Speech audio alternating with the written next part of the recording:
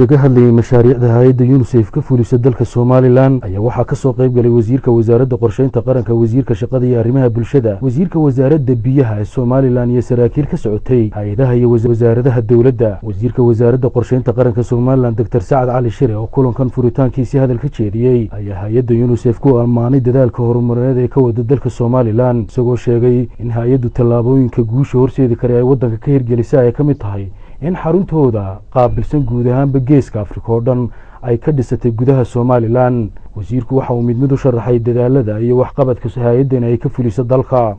UNICEF runtii markaad eegto waxa la oran kartaa waa hay'adda UN ee waddankan hawsha ugu weyn ka wada.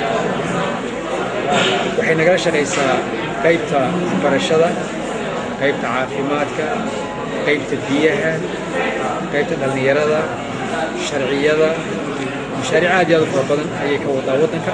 dhawaanna waxay ka dhistay xafiiskeedii ugu weynaa Afrikada ee Hargeysa ka dhistay. wasiirka shaqada iyo arrimaha bulshada Soomaaliland ayaa isaguna waxa uu soo dhaweeyay mashaariicda ay hay'addani ku taageertay hay'adooda iyo hay'adaha kale, isagoo ku ammaanay in hay'addu tan iyo 1991 ay horumar iyo waxqabad la daba taagneyd Soomaaliland. wasiirka wasaaradda biyaha Soomaaliland ayaa wasiirka wasaaradda biyaha Soomaaliland Xuseen Axmed Xandulle ayaa soo dhaweeyay mashaariicda ay ka filayaan hay'adda UNICEF maadaama wasaaradda biyuhu ay door muhiim ah ugu jirto waddankan.